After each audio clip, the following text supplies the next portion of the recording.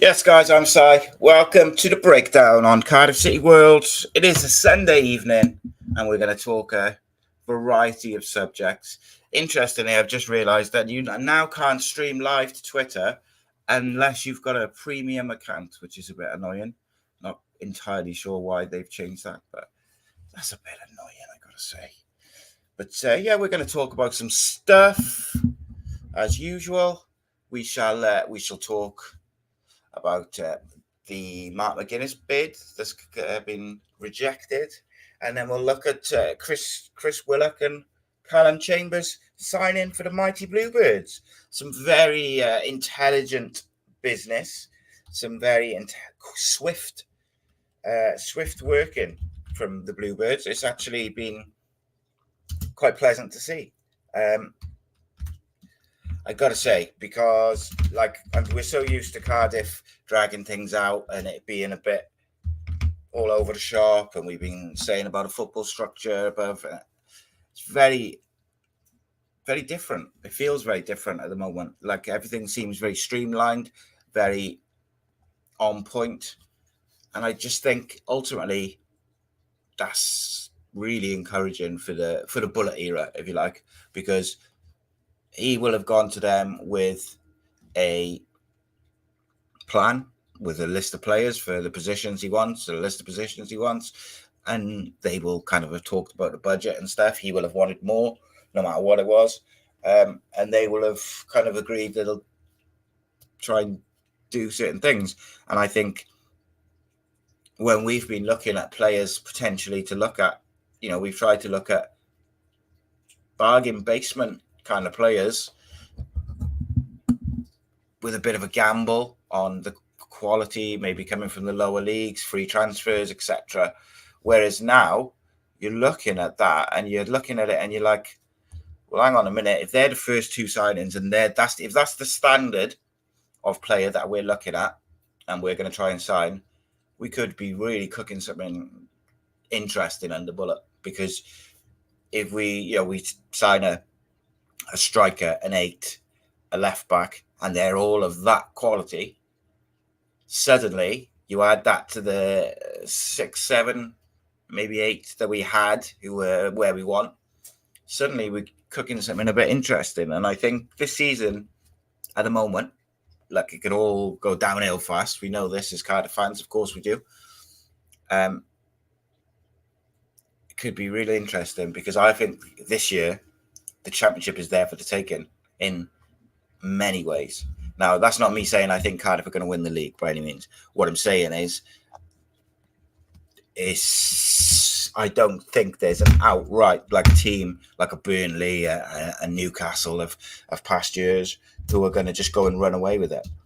So I think any team that can get a run together and then when they eventually drop points or draw or that run comes to an end, you can react and get another run. And if you can get a couple of runs going together, I really believe that it's there for the taking. It's there for teams to get hold of. And I think if Cardiff sign the 4 or 5 they sign that are at the standard of Callum Chambers and Chris Willock, then they are going to be in a really good position. Now, I would imagine at least one of our signings is going to be a gamble from the lower league, from my understanding.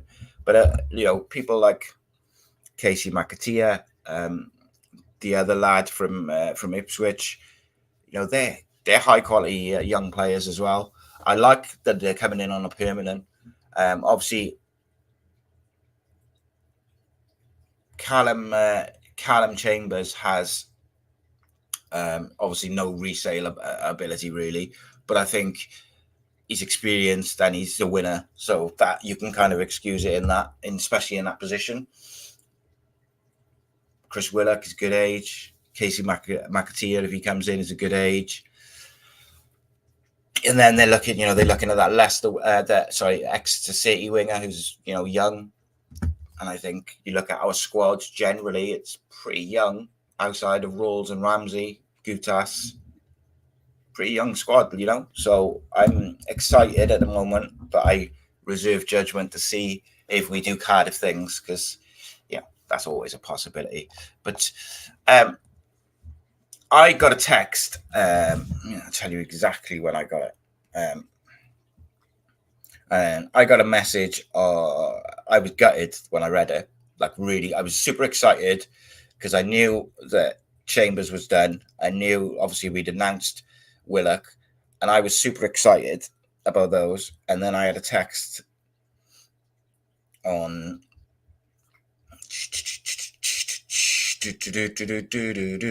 Saturday morning, I want to say, but let's have a look. Friday night, just saying, I had a little message that McGuiness is on his way out. I was gutted, and I am still be really gutted if Matt McGuiness goes, because I think Cardiff City's dip in performance last year, his absence was certainly, I'm not saying it was solely to blame, but it was certainly part of the issue. Even if you look at the highlights from yesterday's game, he's the only centre-back we've got who's capable of bringing the ball out and playing through the lines. Gutas is not that type of centre-back. You need that centre-back who can pass and get on the ball, can play a diagonal, can play through the lines, but under pressure and is good positionally. And I think McGuiness ticks a lot of those boxes. I'd be disappointed if he does go. But what I will say is, one, Callum Chambers is a good centre-back option, and he can do a lot of the same things. But you need more than two centre-backs. And one of the things that I assume, because I think people, look, the bid, I think, is pretty much out there. I think some reputable people have said that Cardiff have turned down $5 million for Matt McGuiness. Great. I'm very happy to hear that. I believe if it gets to sort of 6.5, 7, as much as I don't want Matt McGuiness to go, I believe you've got to take that as a championship club in our financial situation. You just have to be realistic. And if you go all the way back to January, when we would actually might have even been before January, and everyone was talking about Perry NG leaving, I said the two players that I thought were most likely to leave Cardiff City in the summer were Matt McGuiness and Perry NG. They're the perfect age and profile for the type of player that Premier League clubs, top championship clubs, are looking at now. Age, physicality, technically excellent, capable of being, holding the ball, having the ball under pressure, passing through the lines, but also positionally and defensively pretty good as well. It's a no-brainer at the age he's at. So if we assume that Matt McGuiness, whichever the club is that is interested, if we assume that they eventually get to a price that Cardiff are happy with, say 7, I don't know, whatever. I think Cardiff have to get at least one centre-back in. I've been very pleasantly impressed by Fagan Walcott since he's come back from his loan. But I think it'd be a massive risk if you had Callum Chambers and Gutas and Fagan Walcott, because in my eyes, I don't know, maybe it's because at his age now, Callum Chambers is more of a centre-back. But I see Callum Chambers as more of a right-back. I know he can play right-back, centre-back.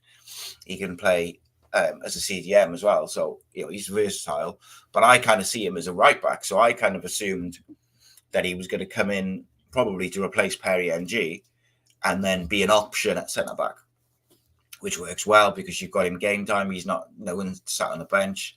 It'd be very, very interested to see what Wilock cooks up if Matt McGuiness goes. I'd be real disappointed if he does, but I hope we get at least 7 million for him.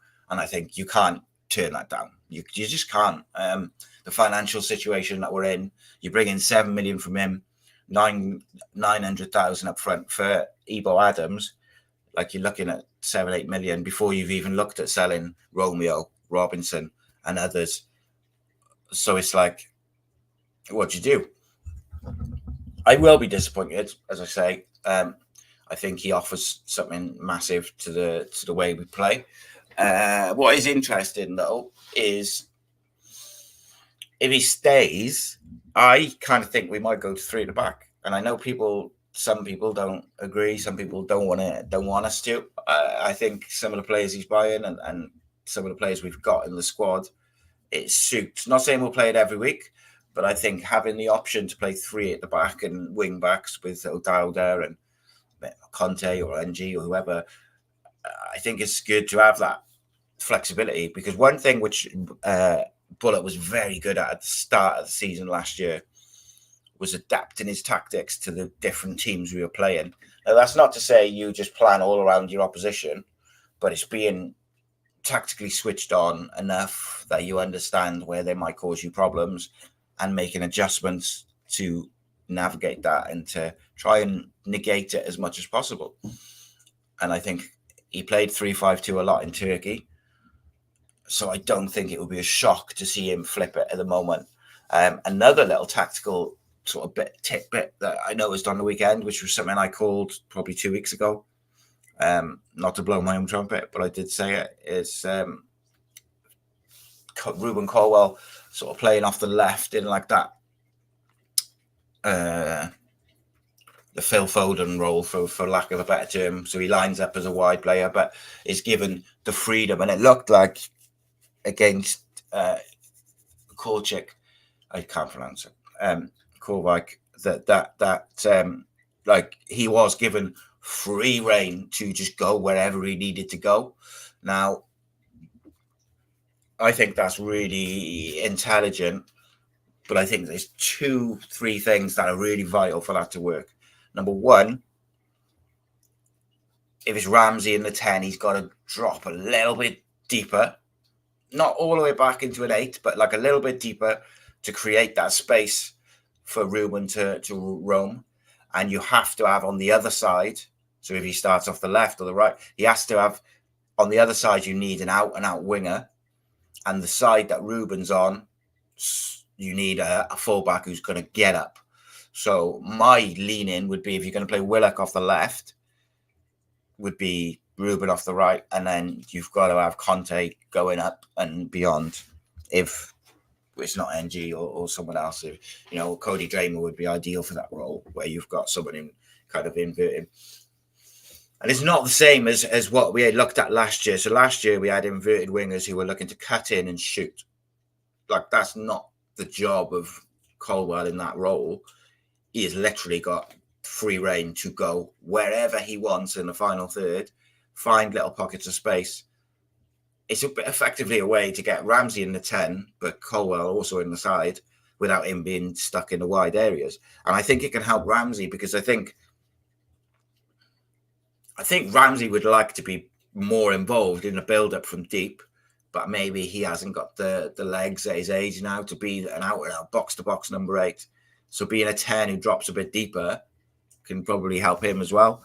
And it's just general tactical options, man. Like Chris Willock can play left, right, 10. If he was to come in, Casey McAteer can play left, right, 10. Al Hamadi can play all over the shop if he was to come in. Callum Chambers, right back, centre back, CDM. That sort of versatility is massive for managers. And especially in the Championship, where it's like, it is like fast and furious. Every game is intense. You've only got to listen to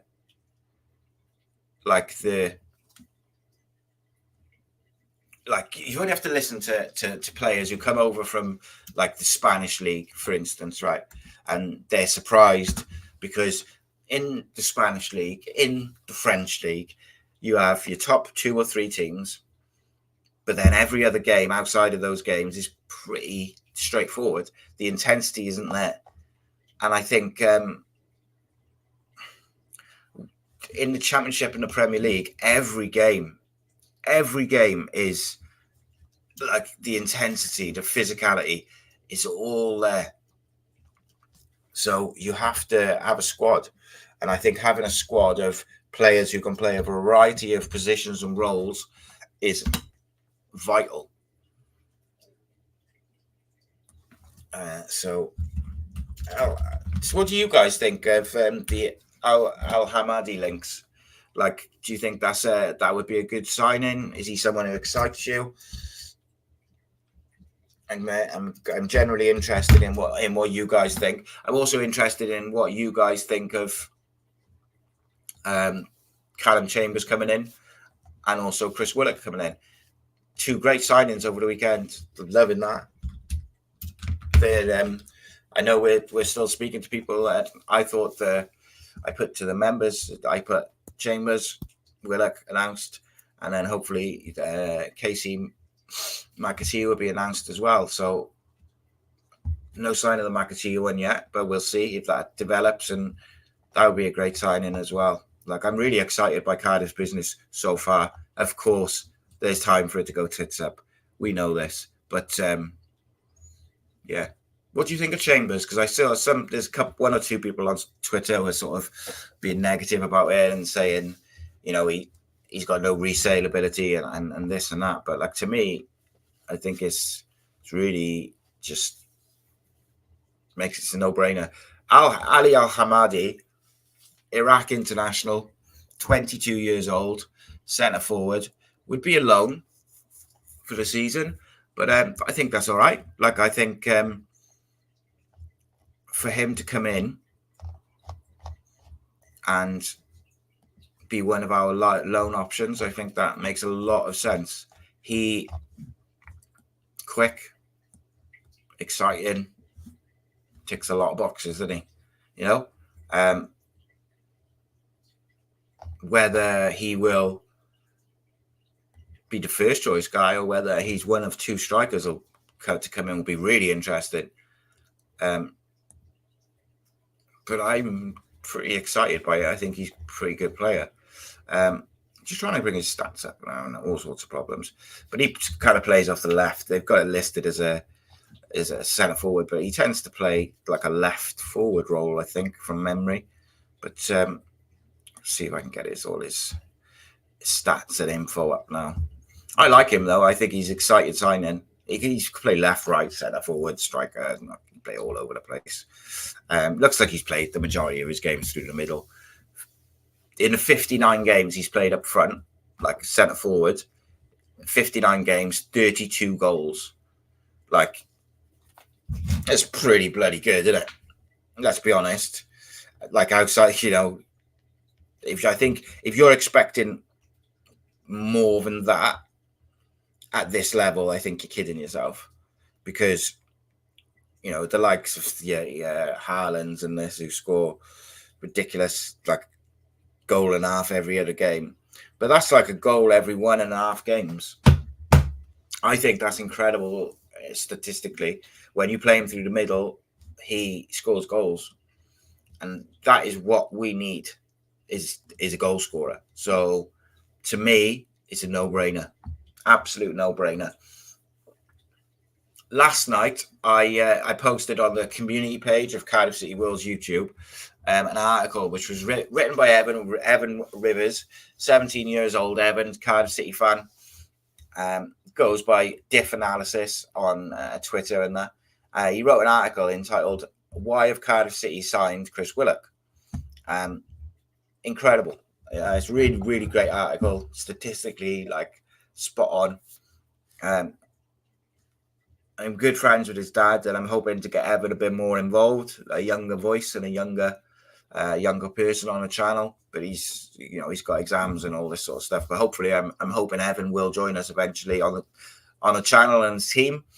But he's wrote a real good article, and I encourage you to go and have a read. That it's all linked on the channel. Just go to the community page. It's also it's on my Facebook and stuff. But like, he points out that Cardiff City announced the signing of Chris Willock.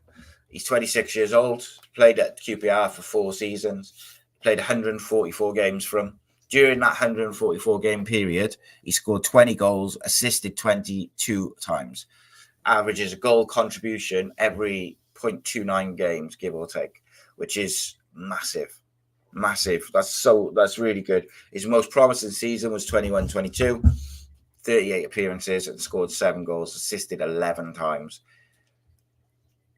Can he get back to that level? I think the injuries have affected him over the last couple of years. But last season he played 39 times, and this is something I brought up the other day.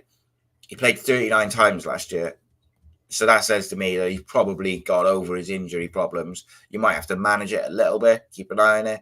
But he's incredibly, incredibly talented. And Chris Willock will create chances. And what I like about Chris Willock and Casey McAteer, who's also been linked with City, what I like about them is they are incredibly versatile, but also they're creators. They aren't just inverted wingers who are looking to score a lot of goals themselves. They create for other people. You look at Casey McAteer, he's 22 years old, generally plays off the right, but can play off the left or a bit deeper in the middle. He is out of contract at the end of next season. In a championship, 23 appearances, 6 goals, like pretty good creator. I like it. Very versatile as Casey McAteer. Tends to do his best work as a right-sided player or in the 10. Playing in the 10, he scored 9 goals, 1 assist in 21 games. But on that right-hand side is where he tends to, or out the wide areas seems to be where he really excels. He's played a bit of football, but last year seems to have been the season where he's played championship football fairly regular. Before that, it was a lot of cups and loans and youth cups and stuff. But played 23 times in the championship last year, and I think I'm excited by him. Statistically, didn't get many assists or any assists last year, but if you go and just watch clips of him, I encourage you to do so. Like, give him the eye test. He is a player who's going to create chances. Will Cardiff get over the line is another case. But let's talk about the 2 who are announced. Starting with Chris Willock. For more information, please do read that article by Evan. Chris Willock, I think he's going to play off the left, if I was guessing, at the moment. But I don't necessarily think that's nailed on, depending on who else comes in and whatnot. Like, he could play off both sides. And that, again, that's what I like. One thing I would like to see Cardiff City do a lot of this year is during games, switching the wingers. Let's if you're not getting any change at your fullback, let's switch you over and see if you get any luck with the other one. He like I say, generally plays off the left, but can play off the right. He's a creator. He's played at high level, around Europe, and he's good on the ball. He works hard, skillful, can beat a man, links up play with like short 1 and 2 touch passes and movement. Exactly what we need. And I think if you look at the players that Cardiff have been linked with, Gone is the kind of, at the moment it seems, Gone is the kind of Kiefer Moore target man style. You look at Al Hamidi, Chris Willock, Casey McAteer, who else were we linked with the other day? Ross Stewart. Like, these are all players who can move the ball quickly, as opposed to like an out and out target man. I'm sure we'll have like someone who's physically strong through the middle. And incidentally, I think Isaac Davis I said about Fagan Walcott, did herself no harm over the weekend in terms of being considered as a genuine centre-back choice this season. And I think Isaac Davis did the same. I thought he looked the most dangerous out of our forwards. I've got to say I'm concerned about Mate. I don't put too much thing in pre-season, so I'm not just basing it on that. Didn't do much for me last year. I've said before, it hasn't quite clicked for him. I don't see him as a winger, and I don't see him as a centre forward, and I'm not sure where his role is. I find that and people can disagree and agree. I just feel like he slows everything down a lot. So often we'll be like moving as we're going to like shift it quick and have a quick interaction and movement, and then he'll kind of cut in and slow it down and go back. And like, I feel like Bullard is trying to get these fast moving players to move the ball and give that attacking 3 or 4 players a bit of freedom with a solid base behind them. And I agree that that's the best way in the Championship, is to be solid defensively and exciting and fluid in the attacking areas. So for me, look, Mate might come good. When he signed, I was super excited. But at the moment, he's one who I'm concerned about, just because I don't see where he quite fits in to what Bullard seems to be cooking. Because, you know, some of these players are just linked at the moment. They're not announced. But I think Isaac looked really good through the middle. He looked strong physically, quick on the ball, running at people looked good. Back to goal looks pretty good. And I think when you've got a Tete not convincing, Mate looks like he'd prefer to play wide anyway. Isaac being the one of 2 number 9 choices makes a lot of sense. Now, well, here's a question for the chat, I guess. Would you be happy if our centre forward choices for this season, as well as like wingers and whoever else we sign, if our 2 centre forward choices was Al Hamadi and Isaac Davis? Is there enough experience there for you? Or are you excited by the raw power and the youth of it? Because one thing I do like about the likes of Ashford, I thought was pretty impressive. The one thing I like about Ashford, Conte, Joel Colwell, that all these young players coming through and on the brink of the first team, Fagan, Walcott, they play without fear.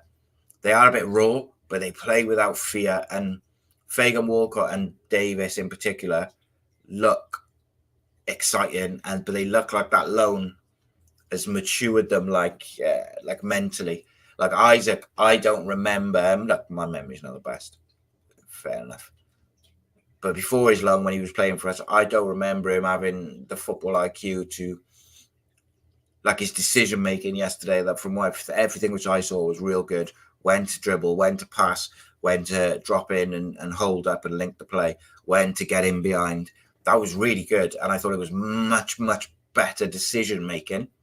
And look, it's one game, whatever.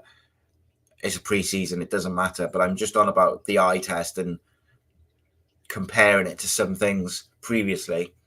And I think sometimes his decision making is what let him down before. You know, he'd often get into good positions and then his decision making would be the problem. So maybe that loan has matured him a little bit. And I think him and Fagan Walcott at the moment look good options for the bench. Jaden says, yeah, having those 2 as your striker options. Yeah, I think I'm excited by it. And I think then as long as you've got the right players around them, I said probably since Christmas, get the right players around Ruben Corwell and he will create chances. And I really was encouraged again by like the freedom of movement that Ruben had yesterday. Look, I'm going to be blunt, and again, I will say it's not personal. It's just a football opinion. We have to get Atete out on loan, and we need to sell Callum Robinson. This all the time at your teammates in a pre-season game is not a good look and not a good start, particularly for 2 players who are probably looking for a bit of a fresh start and a bit of a chance this season. I just think Atete will benefit from go to League One, Belgium, wherever, go and play 30, 40 games and score goals, get battered about a bit. That'll help him. I think there's something there, but he's not at this moment in time, he's not a Championship number 9. If we're looking to, like, what's the point in signing the players, the caliber of Chris Willock, Callum Chambers, Al Hamadi, and these types of people who are real, very good Championship players who can take us on and maybe even compete with promotion type conversations? Not going to happen if Atete is your number 9. I'm sorry. At this moment. Now, will that change? Yes, it might. But I think the most effective way to make it change and make him get to where he needs to be is for him to play football my personal preference would be a League One team where he's going to play week in, week out. Robinson and Romeo, I think you can get some money for them.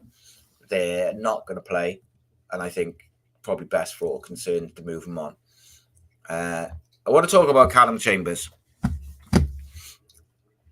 Supremely experienced defender, 29 years old, has played a shed load of football, right back, centre back, CDM. Hasn't played a lot in the last 18 months, but I think when you look at Villa's progression and the new manager coming in and what he did with Villa, you can understand him maybe not getting that opportunity. He's played 3 times for England, only played a handful of games last year, and 2 of those were as a CDM, 1 at fullback, 1 at centre-back. So I think he was kind of like the Phil Neville in the squad last year at Villa, but had an injury. But I think he was going to kind of fill in when they needed to rest players, injuries, etc. But when you go back further, the season before he only played 14 games, but most of them were sort of centre back or right back. So yeah, but when you go past the last 2 seasons, is when you really see that quality side of him and what he can bring to the table. Excellent on the ball. Physically, he's a big boy, very experienced. He will, when you play for Arsenal at such a young age, winning FA Cups and the competing at the level and playing at the level that he was playing, you have to be exceptional on the ball. You have to be. So if McGuiness was to go, I could see Callum Chambers slipping into centre-back. I still think we'd need another. We have to have 4 centre-backs in total, with Fagan Walcott maybe being the 4th. But we have to have at least 3 first-choice centre-backs. If we're going to go in with 2 and Perry and G as like the occasional choice, I'm a little bit concerned by that.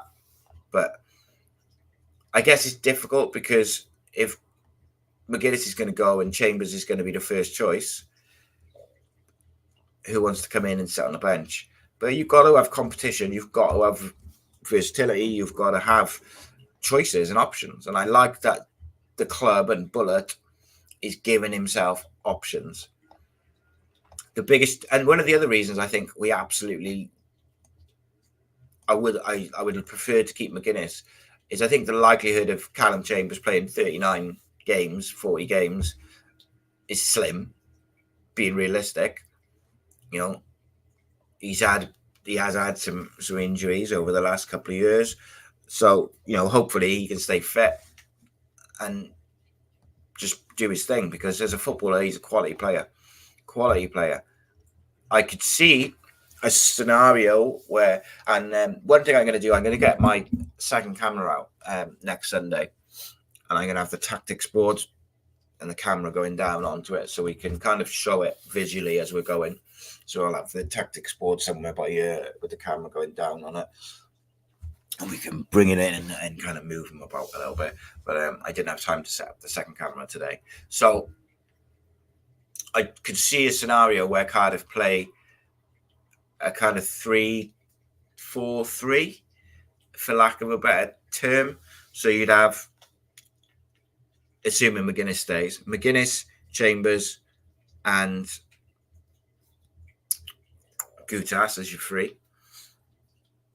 You'd have Siopis and either the new number 8 or maybe Ramsey. O'Dowda as your left wing back. And then your right wing back would be whoever, Perry and G, maybe Chris Willock, you never know. And then you'd have a 10. So actually, you could have your new number 8 alongside Siopis, then have Ramsey in front of him, and then a striker with Colwell in just a free role to do what he wants and go where he wants.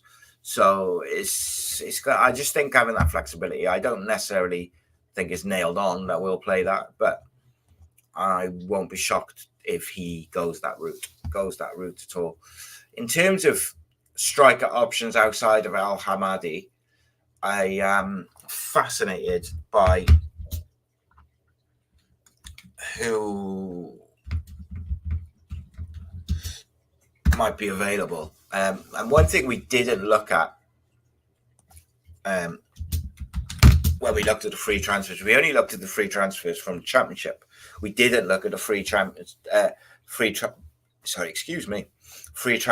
from the Premier League. So I would like to just have a little look at that now and see if there's anyone interested on that list. Well, we 24. So when do they run out? 30th of June, 2024. Saeed Benrahma, that's a name. There's a couple of really interesting, like young players, but I think we're looking for. It doesn't have to be experienced in terms of age, but I think we're looking for an established centre forward, like not someone we're going to gamble on, in my opinion. But I don't know. I guess it all depends, doesn't it? It's interesting when you can't bring it up because it's gone past that date. That's a bit annoying. So these are all the players who have gone from last year. I'll see if I can work out a list now and see if we can get it. We'll have a look at who's out of contract next summer. And then go from there. But if there's what strikers do you think the football club should look at? I know, I know that Pan thinks we should have a look at Ross Stewart. I'm concerned by his availability, but Pan knows a bit more about him in terms of his ins and outs. He's experienced, 28. He came back from a long-term injury at the playoff final. One thing you can't deny is that he scores goals. I think a striker who scores goals for me is invaluable if you can get him in. So I know Pan says he really, really keen on him, thinks he'd be exactly what we need. I'm not entirely sure. I've only seen a little bit of him, so I can't say for definite. But I did see a bit of him at Sunderland. He's versatile again. He's played at 142 games as a centre forward, scoring 73 goals with 18 assists. But he's also done 15 to 20 games on the wing at different times. So he's a very versatile player who's capable of fitting in and doing the work. So what's that? 142 divided by 73. So yeah, again, averages a goal pretty much every other game. That's a phenomenal stat over that amount of time. What was he? So how many games did he play last year, Ross Stewart? Don't think he played many. He only played 3 games last year. But he had a long-term injury, so you have to take that into account. That doesn't mean he's injury prone. It just means he got an Achilles tendon and an injury and had surgery, which is a nasty one, which actually flows all the way back to the season before. So you have to almost go back to 21, 22 to really have a good look at his availability records, because he had a serious Achilles injury, which kept him out for a season and a bit. So the season before, he played 53 times. 53 times, scoring 26 goals.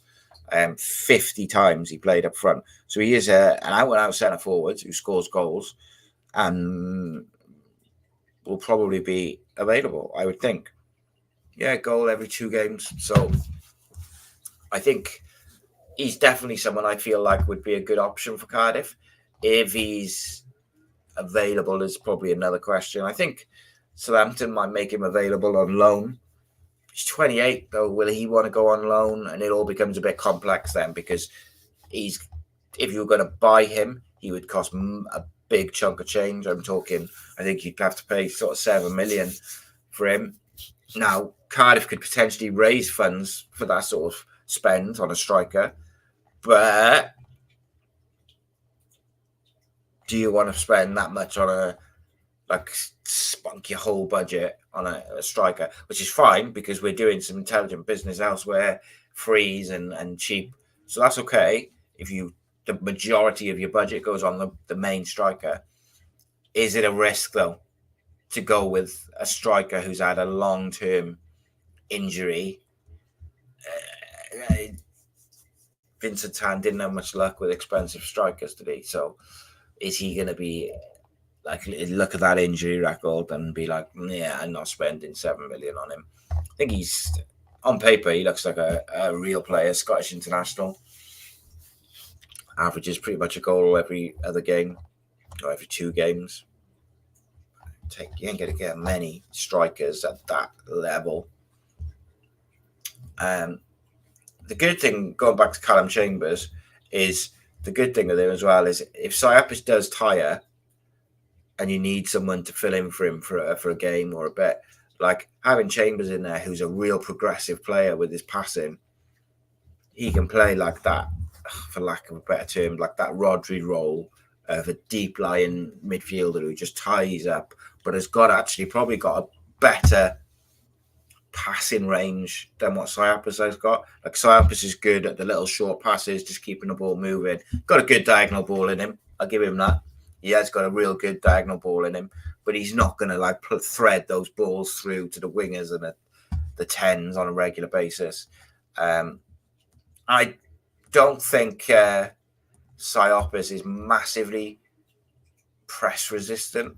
Like he's all right under pressure. Like he's not terrible. When the midfield and the strikers will sort of loosely push, he's all right. He'll pop it off and he does a good job. But I think Callum Chambers can be a different type of CDM. But obviously, if McGuiness goes, I don't think we'll see him in CDM too much. But it's options and making things available that Siopis can have a break, because he didn't get much of a break last year because we had no one capable of fulfilling the same role at the same level. I think that was a big problem. Wintle can do he's got the legs and the energy, but I don't think he's great on the ball. I was glad to see bloody Mark Turnbull take some, David Turnbull, fucking hell. Glad to see Turnbull take some bloody set pieces at last yesterday. Thank God for that. It's well overdue, that is. Well overdue. So that was good to see, at least. And Turnbull's another one. Like, he's got to show up now. He's got to step up. I still think a bit better from deep, but he's got to do it. He's got to do it, because for me, I would still probably, I think I'd sell Wintle, particularly with Chambers coming in now. I don't think I think having either Eli King or Chambers be the one to fill in for Siopis if Siopis needs a break or he's suspended or injured, whatever. I think Chambers going in there, or Eli King. I think people need to get on board the Eli King bus. I think if he gets a chance, I think he might do some things this year. But it's whether he gets the opportunity, if he's here, if he goes on loan, etc. But I can see him being one of the options, certainly. Maybe a backup to Siopis. I don't think that would be the worst thing. Having Eli King be your backup to Siopis, keeping Chambers, in midfield, in the defence as a right back, centre back. I think that's good. I think that's Eli King can do that job, and I think he can do it pretty well if he's given the chance. And again, I think Turnbull can play alongside. I think a Turnbull, Ramsey, Siopis trio in certain games could be real good. In certain games, I would worry that it's a bit lightweight in other games. So it's about finding the right balance and the right players for different games. Rawls will be the right choice in some games. In other games, I still think we need a number 8. I want to see, if I could pick who was coming in alongside Siopis, my kind of basic attributes for it would be works hard and is aggressive, is good on the ball in terms of progressive passer, and then thirdly is pretty press resistant, so can take the ball under pressure, can take the ball when he's really in tight spaces. And if you've got those three basic attributes, I think that we could be in for a treat if we can get someone like that alongside Cyopus. So here's a question for you, a little challenge for the chat. With those kind of three attributes I said that I would like in a number 8, who would you bring in? So I basically said aggressive, works hard, technically good, progressive passer, press resistant. Find me a player. Paul says Jordan James. Oh, mate, don't get it. Depresses me because I do think he's the perfect option for us. Ben Jones says Conte is an absolute beast. Yes, he is, mate, and he's next on my list. Actually, I want to finish up on Raheem Conte. Raheem Conte is fast becoming a Bluebirds favourite, mate. I believe if he continues at the level that he's at, because I think the level that he showed last season and the level he showed in pre-season already, if he's able to maintain that throughout the whole of pre-season, I think he's on course to be Perry NG's replacement. And people will say, oh, he's young, you've got to give him time. If you're old enough, you're good enough. And at the moment, in small, it's a small sample size, but at the moment, in my opinion, he is more than good enough. And he should be playing. If NG goes, do you know what? Put Conte in there and sign like a Dramer who can do both sides, but can also, you can play him on the left and keep Conte on the right. If our fallback options going into the season were Raheem Conte, Jamalu Collins, Cody Dramer and Louis Giles with Callum Chambers there if needed, I would be very, very happy at the moment because and there is a bit of assumption that Conte is able to maintain it, and you have to be patient with young players. You have to understand that they're going to have mistakes and slip-ups because they're young and they're still learning. But boy, he is so composed, so strong, but like so good on the ball, getting up, getting forward. And like, in my opinion, if you've got Colwell in that folding role, I hate that term, but it's basically the easiest way to explain it. If you've got Colwell off the right in the folding role, Conte at right back, and then effectively, if you can imagine it, you've got your striker, say Wilock on the left, and Ramsey's your 10, Colwell's your right winger, but he's got free reign to go wherever.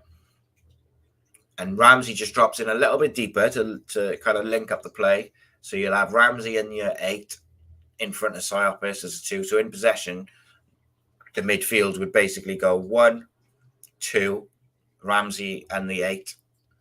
Then you'd have Wilock left. Colwell has got a whole space in front of the 2 to do what he wants to do, wander, link up play, the striker. And then Conte will be the wide option on the right. And then Jamalu, Gutas and Chambers would shift across to make it a 3 at the back. So you're looking at like a 3-1, 4-1-1 in possession or in attack. Look, it's difficult without showing you like in front of me. And something which I want to add is the graphics and be able to show it physically what I'm on about. But Raheem Conte has been super impressive. Fagan Walcott deserves credit, man. He's caught the eye, Fagan Walcott, as his ball playing, his defensive work as well, though. Not just he's pretty on the ball, like defensively he's been good as well. That loan has done him a massive, massive load of good. And that's why I'm saying, let's get a Tete on loan. Let's get Joel Colwell on loan. Get him playing week in, week out. League One, League Two. Get them playing week in, week out. Because when they come back next year, they'll be players. Isaac Davis, mentally, looks like he's matured a lot. Isaac Davis' decision-making yesterday was the best I've ever seen it in all the games he played for Cardiff. Now, I'm not saying he's going to go on and be our star number 9 or anything like this. I don't know that. I don't know. It's a small sample size. But what I'm saying is his decisions of where to run, when to release, when to link up play, when to run behind, when to carry the ball, when to move it quickly. It was all spot on. That's a big plus. A big plus, because I thought his decision making was largely, not the only, but largely the thing which was holding him back before, when he was just playing in the first team. There's no doubt he's a super talented boy, Isaac Davis. He's 22. And it's interesting to me that he's playing through the middle while Mate is playing on the wing in pre-season. That was kind of interesting to me as well, because Mate did a lot of shifts for us through the middle last year. So that's interesting. Just going to run through any comments. If you've got any questions, comments before I go and watch the football and that, let me know. Paul says, it's a stronger looking squad. More signings in the pipeline will be stronger again. So, Paul, where do you think, when you're looking at who we've signed, the 2 signings who are official, and when you look at who potentially could come in and the standard that they are, in your opinion, what do you think, or who do you think, where do you think Cardiff City will finish next year? Just today, like knowing that you got a certain level of players being linked with the football club, what do you think is a realistic aim or finishing position for us next year? I'm genuinely interested in what everyone thinks. Go on, everyone, tell me where you think we're going to finish. Now you know the quality of player we're going to try and sign. If we get that quality in all our signings, or the majority or first team ones, where can we finish? I know it's hypothetical to a certain degree, but I would like just to know where people are thinking. Are you as positive as I am? Like, I haven't been this optimistic about a Cardiff City season in a long time. And I mean a long, long time since I've been this optimistic about Cardiff City going into a season. I was warily optimistic last year because I thought Bullock was the right guy, but wasn't sure. And then what I've seen in the first half of last year, what I'm seeing with this transfer business and the way we're going about it, no dragging it on for weeks. We're getting business done. We're getting players who want to come to the football club. You know, Callum Chambers bought his contract out because he wants to play football and wants to play for Cardiff City. Chris Willock turned down a contract to QPR because he wants to come and play at Cardiff City. These are the players that we want at the football club, who are going to buy in, not loans, who are going to go back next summer, your bowlers or whatever, who don't give us 2 hoots. Players who want to be here, who are here permanently, they're buying into the manager's identity and belief in what he's trying to achieve. And then hopefully we can move out some of the players, the 1 or 2 in the squad who will not be on board with what the manager, or have clashed with the manager, or, you know, whatever the reason may be. Move them on. Thank you very much for your service, etc. And get a full squad of quality behind him who believe in what he's trying to do and are behind him, and the fans are with him, the fans are with the team. That's massive. And it's massive for Cardiff. It's going to be incredible. EJM says, having Ramsey in a squad is a magnet to other quality players. Even if he never plays, people want to learn from him. I am very optimistic as well. Good to hear, mate. It's tricky, because we're all Cardiff fans, isn't it? So we know that the bottom could just fall out with it, like any day, any minute. But I agree with everything you've just said there. I'm genuinely excited by it all. And I'll say it again, we're all quick to criticise the football club, the board, etc., when they don't do things that we think they should be doing. So let's give them credit now. Like 2 quality signings, fast. And by the way, there was no leaks last week. No leaks. Not just the people who I kind of know and speak to and get my stuff from, or little whispers and here and there. Again, I say, not in the know. I just know a couple of people who happen to work at a football club or around the football, and they tell me some stuff. I don't always say it, but I do know some other people who do know or would count themselves as in the know or whatever you want to say. And there was no leaks last week, and it was great to see that nobody knew what was going on until it was done. It was only when Wilock was done and like it was definitely happening that it kind of came out into those channels. Same with Callum Chambers. No one knew about it, and then it was done. And then it gets sort of leaked out. It leaked out before they all leak out before the announcements, but they weren't leaking out when we're just talking to them or we're linked. Like, it's difficult to explain, but it was airtight, loose lips, sink ships, and it was great to see. I'm very excited. All aboard the bullet train, baby. We are back this week. We've got a brand new episode of the History of Cardiff City with Terry Phillips, and it's on Robert Page this week. Another really interesting one. Who have we got? We got someone coming on. Willie Boland, Wednesday, joining the Flower Hour boys. I'll be back tomorrow night. Might have a little guest for me. Might have Gabriel Sutton, who's a commentator and a journalist. And I'll finish with this.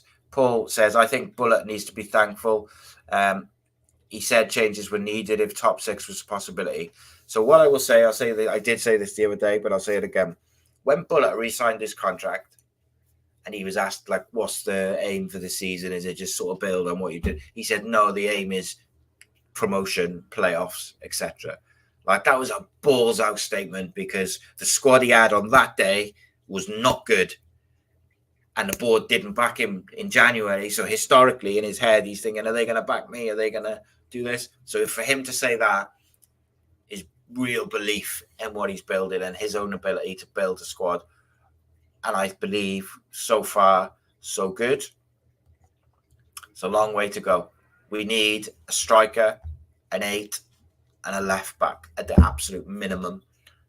If McGuiness goes, I am bit concerned, but I think I trust the manager to get a suitable replacement. Maybe Chambers is the replacement and we're going to get another centre-back as a backup.